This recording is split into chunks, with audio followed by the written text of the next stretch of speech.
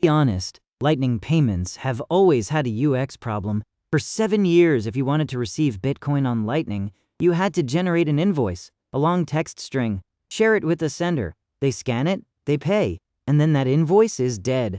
Can't reuse it? Want another payment? New invoice every single time. That's Bolt 111. It works, but it's awkward for anything beyond one-off payments. Recurring subscriptions, generate a new invoice every month, a static tip me link on your website, not possible with Bolt 111. And here's the privacy problem nobody talks about. Every Bolt 111 invoice contains the recipient's node public key. Pay someone once, and you permanently know their Lightning node identity. That's a privacy leak that never heals. We're going to explore 8 key upgrades that Bolt 112 and BIP 353 bring to Lightning, and why this matters for Bitcoin adoption. Bolt 12 offers a single reusable string. It starts with LN01 that anyone can pay to over and over again. Share it once, receive payments forever. Behind the scenes, the sender's wallet contacts the recipient's node, fetches a fresh actual invoice, and routes the payment. The recipient's node identity is never revealed to the sender.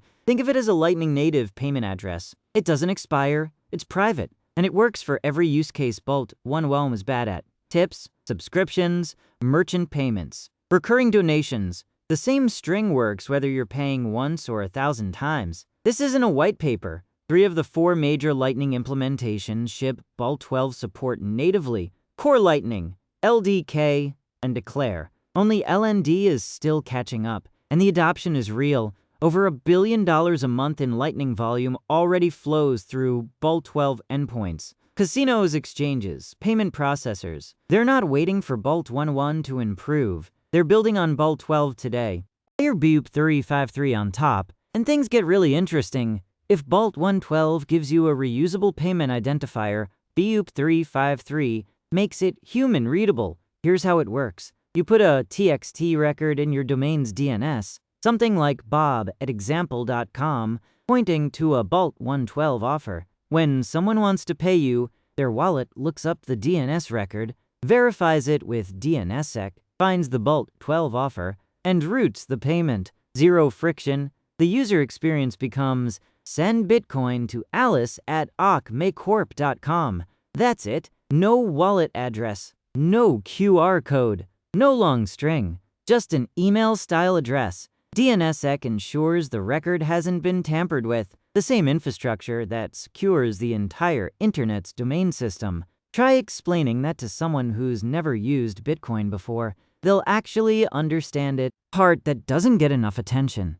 With Bolt 111, every invoice is a permanent privacy leak. Pay someone once, and you know their Lightning node forever. That node can be linked to their on-chain activity, their channel partners, their payment patterns. Bolt 112 flips this completely. The sender never learns the recipient's node identity. The payment routes through the network without revealing who's on the receiving end. Combine that with BIP 353's DNS-based discovery, and you have a payment system where the address is human-readable. The payment is private, and the settlement is on Bitcoin's base layer. This isn't a compromise. It's actually an upgrade over every payment system that came before it. Credit cards expose your identity and purchase history to the merchant, the card network, the bank, and everyone in between. Bolt 12 plus BIP 353 exposes none of that.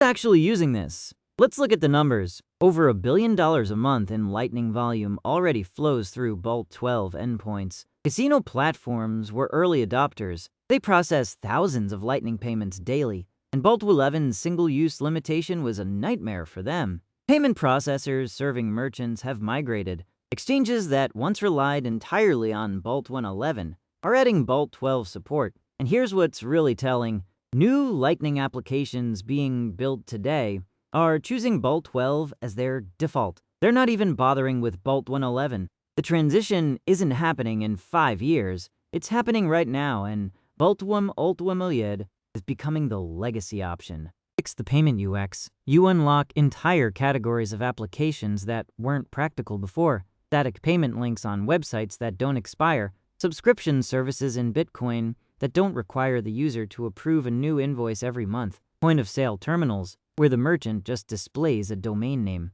Podcasters putting a permanent Lightning address in their show notes that works episode after episode. Content creators with a single payment link across every platform, YouTube, Nostr, Twitter, their own website, and donation pages that don't need to generate fresh invoices every time someone wants to contribute. The plumbing is done. The infrastructure is live. Over $1 billion a month is already moving through these endpoints. The apps that get built on top of this, that's where the next wave of Bitcoin adoption comes from. Try it yourself. If you're running a Lightning node with Core Lightning, LDK, or Eclair, you can generate a Bolt 112 offer right now. Phoenix Wallet added Bolt 112 support recently. Breeze is working on it, and if you want a BIP353 address, you need a domain name and the ability to add by DNS-TXT record. That's it. Point the record to your Bolt 112 offer, and you've got a human-readable Bitcoin payment address that anyone can use. No intermediaries, no custodian, no third party. Just you, your domain, and the Lightning Network. This is self-sovereign payments at internet scale. Bigger picture. For 15 years, Bitcoin's biggest barrier to everyday use wasn't the technology. It was the user experience. Long addresses, complex wallet setups, the terror of making a mistake and losing funds forever. Bolt 112 and BIP353 chip away at every one of those barriers. Reusable addresses, human-readable identifiers, payment flows that look like email. The technical excellence of Bitcoin has never been the problem. The problem was always the last mile, getting from the protocol to the person.